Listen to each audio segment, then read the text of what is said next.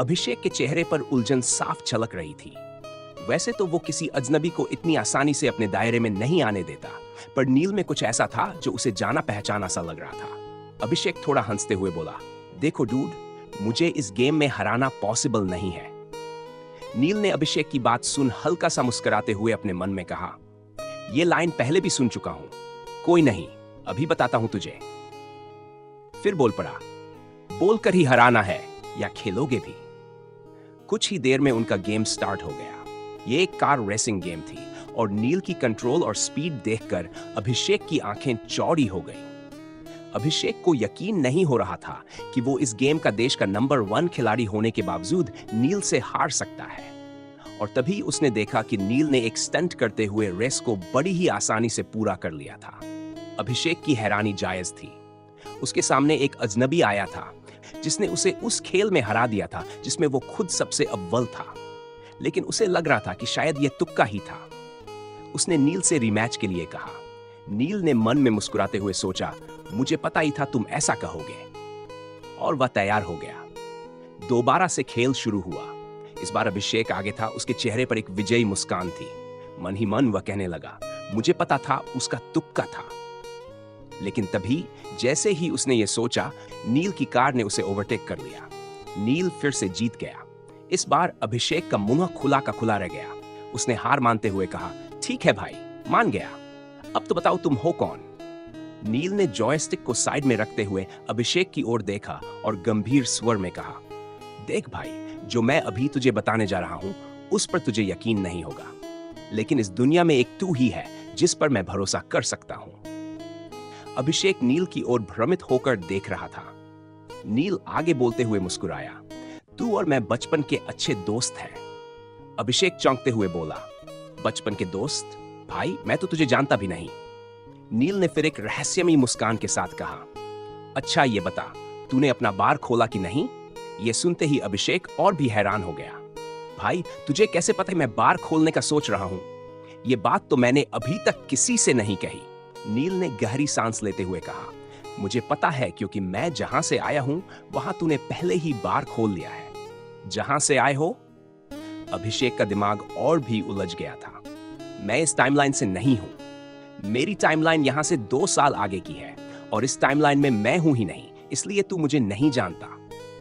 अभिषेक पहले तो अपनी हंसी रोकने की कोशिश करता रहा, फिर अचानक जोर से हंस पड़ा। कुछ भी भाई, सुबह सुबह मैं ही मिला था तुझे टाइम ट्रैवल की कहानियां सुनाने को। उसने इतना ही कहा था कि नील ने अचानक से एक वीडियो प्ले कर दिया। उस वीडियो में अभिषेक और नील के कई मस्ती भरे पल रिकॉर्ड थे। अभिषेक का चेहरा तुरंत बदल गया। उसकी हंसी थम गई और वह कांपती आवाज में बोला, क्या तुम सच बोल रहे हो? तुम सच में टाइम ट्रैवल करके आए हो? नील ने हां में सिर हिलाया और धीरे धीरे अपनी पूरी कहानी सुनानी शुरू की। कुछ दिन पहले सपनों का शहर मुंबई रात में अपनी चमकदार लाइटों से जगमगा रहा था। एक सुनसान हाईवे पर एक काली रोल्स रॉयस खड़ी थी। उसकी पिछली सीट पर मात्र 4 साल का एक लड़का अपनी गोद में एक रेड ड्रेस पहनी लड़की को बिठाए हुए उसे किस कर रहा था। उसका एक हाथ लड़की की कमर पर था और दूसरे हाथ से उसने उसकी ड्रेस की जिप खोल दी थी। लड़की का आधा शरीर रिवील हो चुका था। लड़की की आवाज धीमी पड़ती जा रही थी, पर तभी उसने प्यार भरी आवाज में कहा, I love you baby, please press your body against mine। यह सुनते ही लड़के के चेहरे पर अचानक से बदलाव आ गया। उसने उसे झटके से दूर किया और कार का दरवाजा खोलते हुए गुस्से में बोला, Get out of my car। लड़की ने अपनी ड्रेस ठीक करते हुए हैरानी से पूछा, क्या हुआ? तुम्हारा मूड अचानक कैसे बदल गया? लड़के ने अपने वॉलेट से कैश निकालकर उसकी ओर फेंका और बोला, Now get lost। लड़की ने फिर पूछा, आखिर प्रॉब्लम क्या है? लेकिन इस बार लड़के ने गन निकालकर उसकी ओर पॉइंट कर दी। लड़की डरते हुए बाहर निकल गई और वह लड़का गाड़ी स्टार्ट कर गुस्से में वहां से चला गया। जाते वक्त उसके दिमाग में कई आवाजें गूंज रही थी। वो आवाजें उसकी यादों का बोझ बन चुकी थी।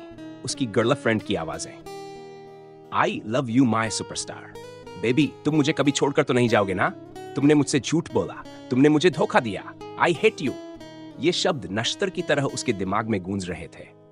हर शब्द उसके दिल को छील रहा था, जैसे उसकी रूह को काटकर अलग कर देना चाहता हो। उसकी सांसें तेज हो गई। अचानक गुस्से की एक लहर उसके शरीर में दौड़ गई। उसने अपनी मुट्ठी भींची और पूरी ताकत से स्टीयरिंग पर एक जोरदार पंच मारा। उसकी चीखें उसके दर्द को और गुस्से को हवा दे रही थी। आखिरकार उसने पूरी रफ्तार में चल रही अपनी कार को एक झटके से सुनसान हाईवे के बीचों बीच रोक दिया। रात के सन्नाटे में सिर्फ उसकी कार की गूंजती हुई चीखें रह गई थी। चारों तरफ एक गहरा सन्नाटा था, लेकिन उस सन्नाटे के बीच उसकी कार में दर्द की चीखें उमड़ रही थी, जैसे वो दर्द की दीवारों को तोड़ देना चाहता हो। उसका दिल धड़कते हुए उस एक पल में फंसा हुआ था, वो पल जो उसकी जिंदगी के टुकड़े टुकड़े कर चुका था।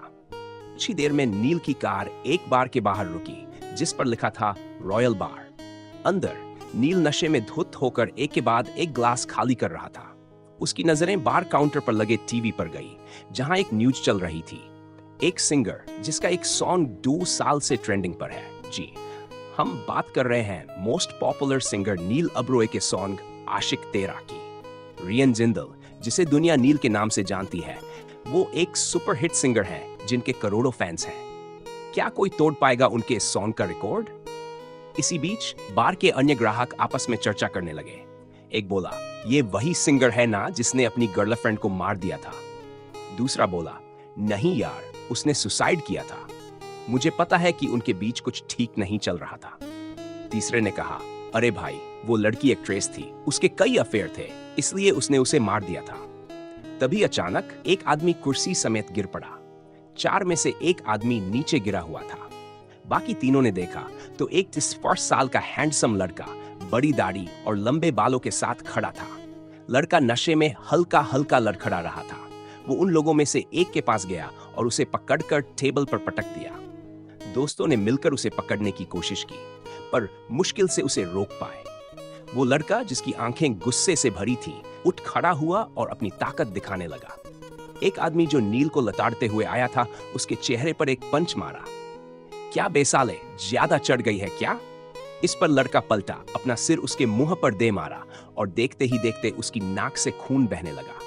ये देखकर लड़का मुस्कुराने लगा और उसके होंठों के किनारे से भी खून निकलने लगा।